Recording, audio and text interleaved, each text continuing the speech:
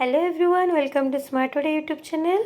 तो पिला मैंने तुम आगो को मैट्रिक बोर्ड एग्जाम आसवाक जाऊँगी जोटा कि खूब शीघ्र माने तुम 26 तारीख ही एग्जामटा रोचे तुमको प्रिपेरेसन जारी रखापी पड़ो।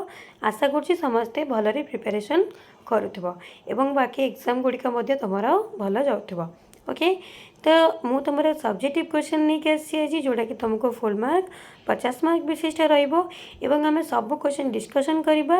ओके तुमको या भर केतटा आस तुम मार्क करके रखी था और जो गुड़िक न आसे तुम्हें प्रैक्टिस कर। ओके जोटा कि तुमको आगामी मैथ एग्जाम हेल्पफुल हम।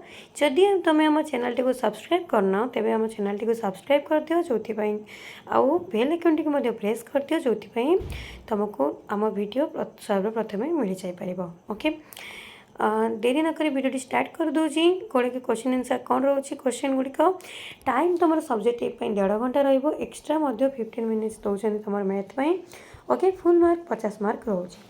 तेज 1 नंबर फास्ट यार क्वेश्चन कौन रही वज्र गुणन पद्धति समाधान कर कौन रोचे 2x - y - 5 = 0 रोचे x + 3y = 0 रोचे जोटा कि यहाँ तुमको वज्र गुणन पद्धति समाधान करने पड़ो। यह तुमको 5 मार्क विशिष्ट तेज तार किंबारे कौन अच्छी गोटे भग्नांशर लव हर 1 जोग कले भग्नांशटी 4/5 हुए एवं लव हर 5 वियोग कले वियोगफलटी 1/2 हुए। तेबे भग्नांशटी कौन स्थिर कर ये दुईटा भर गोटे कर जहाँकि तुमको 5 मार्क मिल जाए।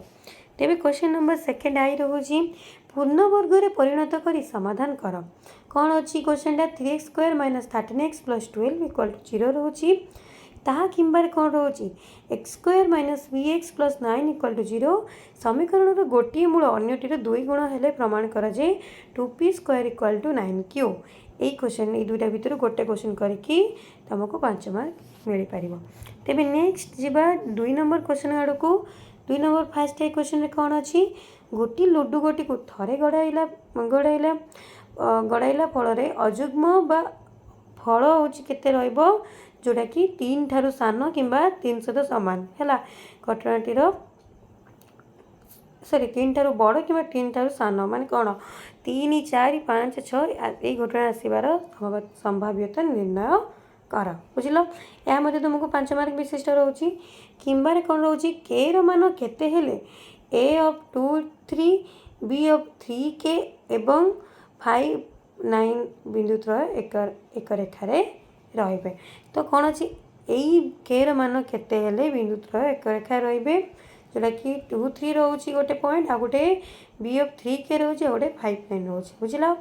तापर सेकेंड ए कौन रोचे 6 समेसन n² + 4 समेसन nq सरलीकृत मान निर्णय कर तुम यहाँ कर कौन अच्छी किंबारे कौन अच्छी ओलटाई मिसवा कौशल 17 ठारू 87 पर्यंत संख्या मानकर जोगफल निर्णय कर ये दुटा भर गोटे करदेव तुमको 5 मार्क मिल जाए।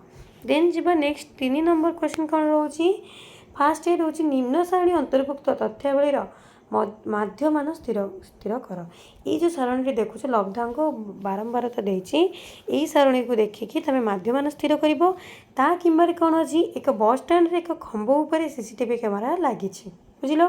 सीसीटीवी कैमेरा बस स्टाण्ड एक खंभ उपर लगी खुंबर पाददेश 30 मीटर दूर एक बिंदु ठार सीसीटीवी कैमेरा कौशल सीसीटीवी कैमेरार कौणिक उन्नति 60 डिग्री हेले खंबर उच्चता निर्णय कर तुमको निर्णय करने को पड़ो। तेबे ये दुईटा भर गोटे करके तुम्हें केते 5 मार्क पाइपर। तेज सेकेंड ए क्वेश्चन कौन रोचे प्रमाण कर जे गोटे वृत्तर समान दैर्घ्य विशिष्ट जहाँ मैंने केन्द्र ठारू सम दूरवर्ती तावर कौन अच्छी किंबारे प्रमाण कर जे गोटे वृत्तर बहिस्थ एक बिंदु उक्त वृत्त प्रति अंकित स्पर्श खंडर दैर्घ्य सामान।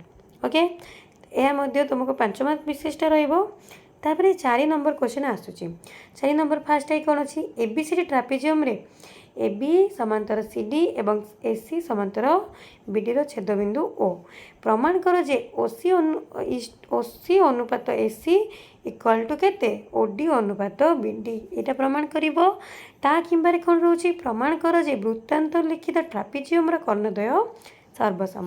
ଏଇ ଦୁଇଟା ଭିତରୁ ଗୋଟେ କରିକି ତୁମକୁ 5 ମାର୍କ ମିଳିପାରିବ। ତେବେ 4 ସେକେଣ୍ଡ ଆଇ କ'ଣ ରହୁଛି ଦୁଇଟା କ୍ୱେଶ୍ଚନ୍। 15 ସେମି 15 ସେଣ୍ଟିମିଟର ଉଚ୍ଚତା ବିଶିଷ୍ଟ ଗୋଟିଏ ସରଳ ପ୍ରିଜିମ୍ର ଭୂମି ଏକ ସମକୋଣୀ ତ୍ରିଭୁଜ। ଏହି ତ୍ରିଭୁଜର ଏକ କର୍ଣ୍ଣ ଓ ଗୋଟିଏ ବାହୁର ଦୈର୍ଘ୍ୟ 10 ସେଣ୍ଟିମିଟର ଓ 6 ସେଣ୍ଟିମିଟର ହେଲେ ପ୍ରିଜିମ୍ର ସମଗ୍ର ପୃଷ୍ଠତଳର କ୍ଷେତ୍ରଫଳ ନିର୍ଣ୍ଣୟ କରିବ। ତା କିମ୍ବାରେ କ'ଣ ରହୁଛି ଗୋଟିଏ ବୃତ୍ତାକାର ଜମିର ଚାରିପାଖରେ ବାଡ଼ ଦେବାକୁ ମିଟର କେତେ ପଡ଼େ ଟଙ୍କେ 50 ପଇସା ହିସାବରେ କେତେ ଖର୍ଚ୍ଚ ହେଲା 75 ଟଙ୍କା ଖର୍ଚ୍ଚ ହେଲା। ବୃତ୍ତକୋଣର ଡିଗ୍ରୀ ପରିମାପ 90 ଡିଗ୍ରୀ ହେଲେ ଜମିର କ୍ଷେତ୍ରଫଳ କେତେ ବୁଝିଲ। ତାପରେ କ'ଣ ରହୁଛି 4 ନମ୍ବର ସେକେଣ୍ଡ ଇୟର ଦୁଇଟା ଭିତରୁ ଗୋଟେ କରିବ।